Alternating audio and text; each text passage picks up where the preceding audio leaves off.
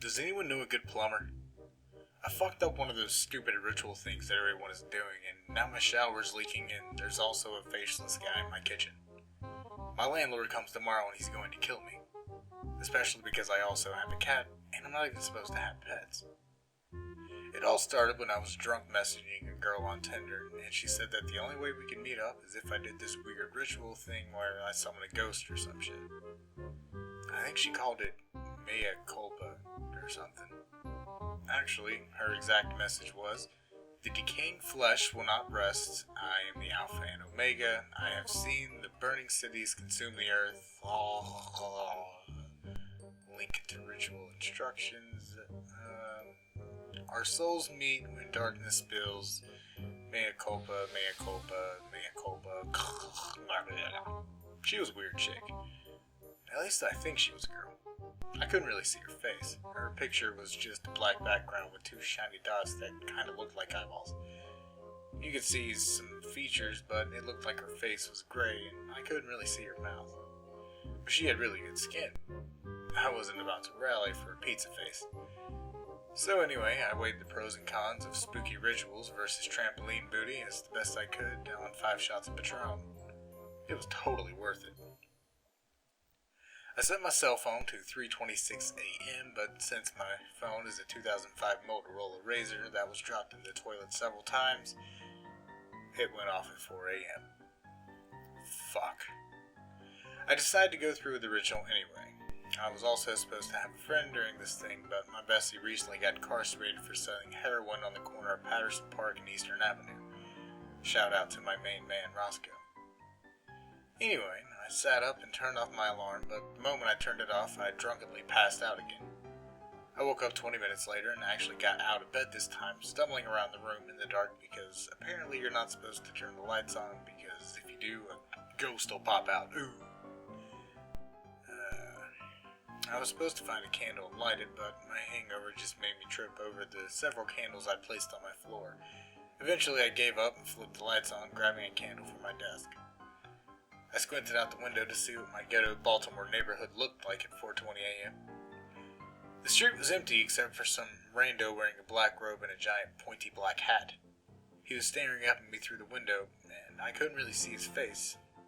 You know, Baltimore's gone to the fucking dogs. First gang wars, now an update to KKK. For God's sakes. I lit the candle and looked at my phone. I was supposed to knock on the bedroom door 66 times. The 66th knock timed on the 406, but since I had fucked everything else up, I just did a shave and a haircut knock and then walked into my hallway. My bedroom door is opposite the stairs, and looking down that dark stairwell was pretty spooky. I thought I saw something move on one of the lower steps. For the next steps, I was supposed to close my eyes and walk forward while chanting mea culpa, mea culpa, mea culpa, which is Italian for my culpa, which is probably just some kind of shitty Italian car. I tried to close my eyes and walk forward while talking about Italian cars, but my cat Fish Sticks ran under my feet and ended up tripping over him and falling down a flight of stairs. At some point, the stupid candle went out as I flailed down the stairs, but I was too concussed to care. I rolled up from the ground groaning and decided that I would just continue to go through the motions, which meant hiding in a closet and waiting for the ghost to play hide and seek with me. I chose the kitchen pantry because I had some open potato chips in there, so I made my way back. As I stumbled, I heard several soft whispers behind me.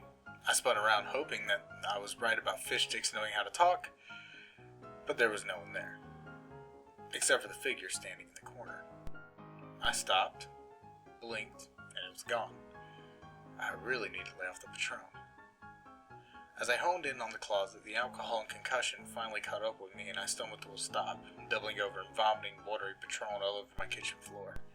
Fuck. My ass was landlord grass.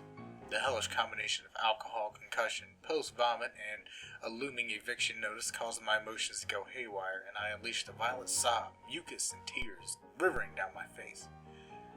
I heard a noise outside the kitchen. My eyes fell on the kitchen window, and I spied that stupid gang member KKK dude in my backyard, still staring at me. I must have looked like an idiot, weeping in front of my kitchen pantry. Too ashamed to confront him, I just crawled into the pantry and shut the door. It was so cold in there, it damn froze my man titties off. My air conditioning was probably broken. I definitely needed to call the landlord, but that would mean sedating fish sticks and stuffing them in a suitcase under my bed. At this point, I realized I needed to reevaluate my life.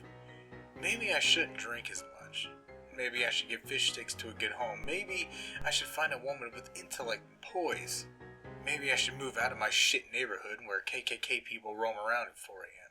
After going through an entire existential crisis in my pantry, I decided to say fuck it and end the stupid ritual. That Tinder girl wasn't even that hot anyway. And besides, I still had like 70 more ritual things to complete, which included lighting 8 more candles, stabbing a Japanese doll, and spinning around in a circle while screaming, "You're it! You're it!" This was all supposed to accumulate in me going to my basement, sitting in front of a mirror, looking into the mirror, but not actually looking into it, which made absolutely no fucking sense. As I got up to open the pantry door, I heard a low moaning come from behind the door. I froze. I prayed to God it wasn't my landlord. I cracked open the door to see the gang member KKK guy standing in front of the kitchen staring at me. I finally got a look at him. He definitely didn't have a face. I guess getting your face taken away is part of a gang ritual now. He didn't react to my presence. He just stared. I didn't know how the hell to deal with gang members or faceless KKK members, so I just stared back. We did this for about 5 minutes before I slowly inched out of the kitchen and back upstairs. He turned to watch me as I went, but didn't move. So after that, I went to my bathroom to take a shower, and now my shower head is leaking, which I blame on the stupid ritual.